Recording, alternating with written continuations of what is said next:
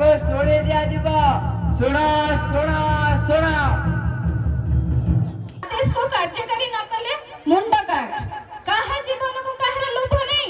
ନିଜ ଜୀବନକୁ ବଞ୍ଚାଇବା ପାଇଁ ରାଜ୍ୟର ସବୁ ପୁଅ ଝିଅ ମାନେ ଅତି ନୃଶଂସ ଭାବରେ ସେମାନଙ୍କ ବାପା ମାଙ୍କୁ ମାରିଦେଲେ। ସମସ୍ତେ ନିଜ ନିଜର ବୁଢା ବାପା ମାଙ୍କୁ ମାରିଦେଲେ। ହଁ ବିବେକ, ଚାଲନ୍ତୁ ଟିକେ ଯିବା ବିବେକର ଘରକୁ। ଦେଖିବା ବିବେକ ତା ନିଜ ବାପାକୁ ବଞ୍ଚେଇ ରଖିଛି ନା ଅବିବେକୀ ହୋଇ ଅନ୍ୟମାନଙ୍କ ପରି ତା ବାପାକୁ ମାରି ଦେଇଛି। ନା, ମୁଁ ତ ଯାଇକି ମାରିଦେବି। ମୋ ହାତରେ ଫାଶା ଧରାଛି, ସବୁ ଶେଷ କରିବ। ତୁ ଶାନ୍ତି, ମୁଁ ଶାନ୍ତି, ଆଉ ଆମର ଅବୁଝ ରାଜା ବି ଶାନ୍ତି। ସେମିତି ହେଲେ ବାପା, ମୁଁ ଈଶ୍ୱରଙ୍କ ନିକଟରେ ପାପୀ ହୋଇଯିବି। ତୁମ କଥା ନ ମାନିଲେ ରାଜାଙ୍କ ଦରବାରରେ ତୁ ଦୋଷୀ ହୋଇଯିବୁ।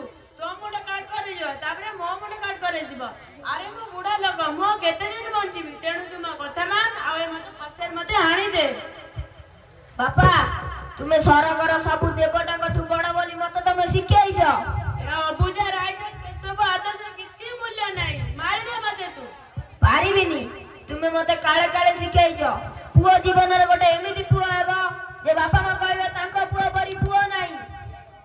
ତୁମକୁ କିଏ କହିଲା ବାହାରକୁ ଆସିବାକୁ? ଯଦି କିଏ ଦେଖିନି ଆମେ ବାପା ମା ମରିବା। ମୁଁ ବାହାରକୁ ନ ଆସିଲେ ଏ ରାଜ୍ୟ ସାରା ପ୍ରଜା ମାନେ ମରିଯିବେ ପୁଅ। ମୁଁ ବୁଦ୍ଧି ଖର୍ଚ୍ଚ କରି ପ୍ରଜା ମାନଙ୍କୁ ବଞ୍ଚାଇ ଦେବି। ସବୁ ବର୍ଷ ପରି ଏ ବର୍ଷ ମଧ୍ୟ ଚାଷ ହେବ। ପ୍ରଜା ମାନଙ୍କ ମୁହଁରେ ଗଣ୍ଡେ ଭାତ ଦେବାକୁ ହେବ। କେମିତି ହବ ବାପା? ତୁ ରାଜାଙ୍କ ରାଜ୍ୟରେ ଯେତେ ସବୁ ବିହନ ଦରକାର ହେବ ସେସବୁ ତୁ ଦେବୁ ବୋଲି। କେଉଁଠୁ ଆଣିବି ଏତେ ବିହନ? ପିଛା କହିଲେ ରାଜା ମୋ ମୁଣ୍ଡ କାଟ କରିଦେବେ। ଆରେ ପାଗଳ,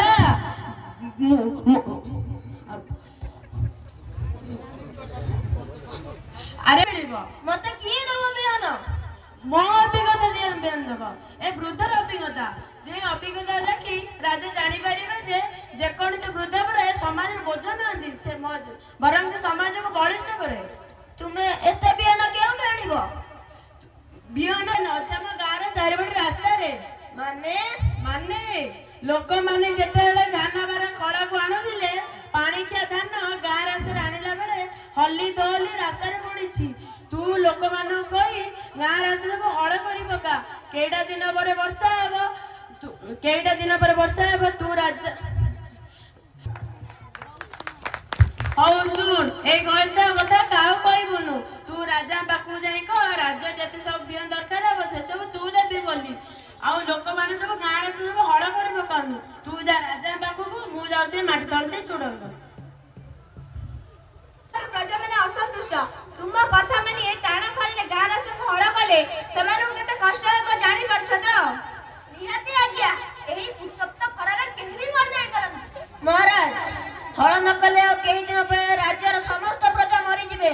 ମୋ କଥା ଟିକେ ଶୁଣନ୍ତୁ। ପ୍ରଜା ମାନଙ୍କୁ କୁହନ୍ତୁ ଗାଁ ରାସ୍ତାକୁ ହଳ କରି ପକାନ୍ତୁ। ହଳ ହେଲା ପରେ ବିହନ କେଉଁଠୁ ଆସିବ? ସେ କଥା ମୁଁ ବୁଝିବି ଆଜ୍ଞା। କେଉଁଠୁ ଆଣିବ ତମେ ଏତେ ବିହନ? କେଉଁ ରାଜ୍ୟରୁ?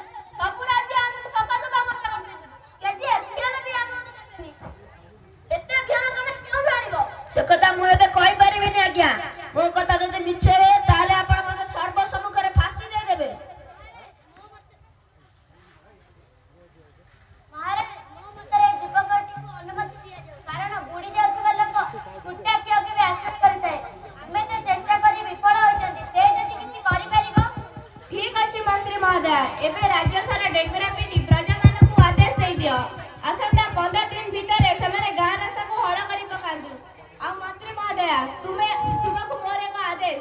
ତୁମେ ଏକ ଶକ୍ତ ଫାଶୀ ଦଉଡ଼ି ପ୍ରସ୍ତୁତ କରି ରଖିଥାଅ, ଯେଉଁଥିରେ କି ଯୁବକକୁ ଫାଶୀ ଦିଆଯିବ।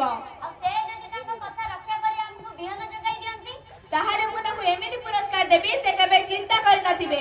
ଦରକାର ହେଲେ ସିଏ ହେବେ ଆମ ରାଜ୍ୟର ଦ୍ୱିତୀୟ ମନ୍ତ୍ରୀ। ଯୋଗାଇ ଦବ, ତାକୁ ପୁରସ୍କାର ଦିଆଯିବ। ଏବେ ଆସିଲା ବିବେକର ପୁରସ୍କାର ପାଇବାର ବେଳ। ବିବେକକୁ ଡକରା ଆସିଲା ରାଜାଙ୍କ ପାଖରୁ। ଅତ୍ୟନ୍ତ ଖୁସି, ତୁମେ ତମ ବୁଦ୍ଧି ବଳରେ ଏ ରାଜ୍ୟକୁ ବଞ୍ଚାଇ ଦେଇଛ। ଗାଁ ଦାଣ୍ଡରେ ପଡିଥିବା ଧାନ କେଇଟାକୁ ନେଇ ତୁମର ଏତେ ଅଭିଜ୍ଞତା ଖାଲି ମତେ ନୁହଁ ସାରା ରାଜ୍ୟକୁ ସ୍ତବ୍ଧ କରିଦେଇଛି। ଆଉ ମନ୍ତ୍ରୀ ମହୋଦୟ, ସେଦିନ କଣ କହୁଥିଲ? ବୃଦ୍ଧ ମାନଙ୍କୁ ମାରିବାକୁ କହି ମୁଁ ଭୁଲ କହିଥିଲି। ଏବେ ଆଖି ପୁରେଇକି ଦେଖ ଯୁବକ ମାନଙ୍କର ବୁଦ୍ଧି ଓ ଅଭିଜ୍ଞତା। ଆଜି ବି ମୁଁ ସେଇ କଥା ଦୋହରଉଛି। ବୃଦ୍ଧ ମାନେ ସମାଜ ପାଇଁ ବୋଝ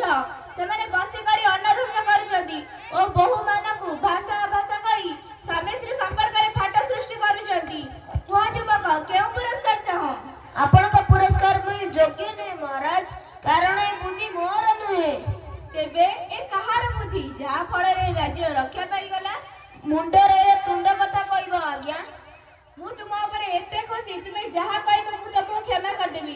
କୁହ କେଉଁ ବୁଦ୍ଧିମାନଠୁ ବୁଦ୍ଧି ଆଣି ଏ ରାଜ୍ୟକୁ ବଞ୍ଚାଇଲ? ସେ ଆଉ କେହି ନୁହନ୍ତି ମହାରାଜ, ସେ ହେଉଛନ୍ତି ମୋ ବୃଦ୍ଧ ବାପା ସନାତନ ଦାସ। ତା ମାନେ? ମହାରାଜ, ମୁଁ ଆପଣଙ୍କ ଆଦେଶକୁ ଅମାନ୍ୟ କରି ମୋ ବୃଦ୍ଧ ବାପାକୁ ନ ମାରି ମାଟି ତଳ ସୁଲଙ୍ଗରେ ଲୁଚାଇ ରଖିଥିଲି। ଆଉ ଯେତେବେଳେ ରାଇଜରେ ମରୁଡ଼ି ପଡ଼ିଲା ସେତେବେଳେ ମୁଁ ମୋ ପୁଅ କହିଲି, ପୁଅରେ ବିହନ କଥା ତୁ ଚିନ୍ତା କରନା, ବିହନ ଗୁଡା ଧାନବାର ଆଣିଲେ ରାସ୍ତାରେ ପଡିଛି, ତୁ ରାଜାଙ୍କ ଏଇ ରାସ୍ତାକୁ ହଳ କରି ପକା। କେଇଟା ଦିନ ପରେ ବର୍ଷା ହେବ, ବର୍ଷା ଦ୍ୱାରା ଧାନ ଉପରେ ପଡିଥିବା ଧାନ ଗଛ ଉଠିବ, ବିହନର ଅଭାବ ରହିବନି। ମହାରାଜ, ମୋ ବାପାଙ୍କ ଅଭିଜ୍ଞତା ଆଜି ଆମ ରାଜ୍ୟକୁ ମୃତ୍ୟୁ ମୁଖରୁ ରକ୍ଷା କରିଛି। ମହାରାଜ, ମୋ ପୁଅ ଆପଣଙ୍କ ଆଦେଶକୁ ଅମାନ୍ୟ କରିଛି, ତାକୁ କ୍ଷମା କରି ମତେ ମୃତ୍ୟୁଦଣ୍ଡ ଦିଅ। ମହାରାଜ, ମୁଁ ଯାହା ଶୁଣୁଛି ଆଉ ଦେଖୁଛି, ଆପଣ ସେ ଶୁଣି ଓ ଦେଖି ପାରୁଛନ୍ତି ତ? ମୁଁ ଖାଲି ଦେଖି ଶୁଣି ପାରୁନି ମନ୍ତ୍ରୀ ମହୋଦୟା, ଏ ବାପା ପୁଅ ଆଜି ମୋ ଆଖି ଖୋଲି ଦେଇଛନ୍ତି। ମୁଁ ଆଜି ମୋ ଭୁଲ ବୁଝିଛି, ଆଉ ବୁଝିଛି ବୃଦ୍ଧମାନେ ଏ ସମାଜ ପାଇଁ ବୋଝ ନୁହନ୍ତି, ବରଂ ସେମାନେ ଏ ସମାଜକୁ ରକ୍ଷା କରନ୍ତି। ମୋ ଭୁଲ ପାଇଁ ଅନୁତାପ କରିବା ସହିତ ବିବେକକୁ ପୁରସ୍କାର ସ୍ୱରୂପ ମୋ ରାଜ୍ୟର ଦ୍ୱିତୀୟ ମନ୍ତ୍ରୀ ରୂପେ ମୁଁ ଘୋଷଣା କରୁଛି।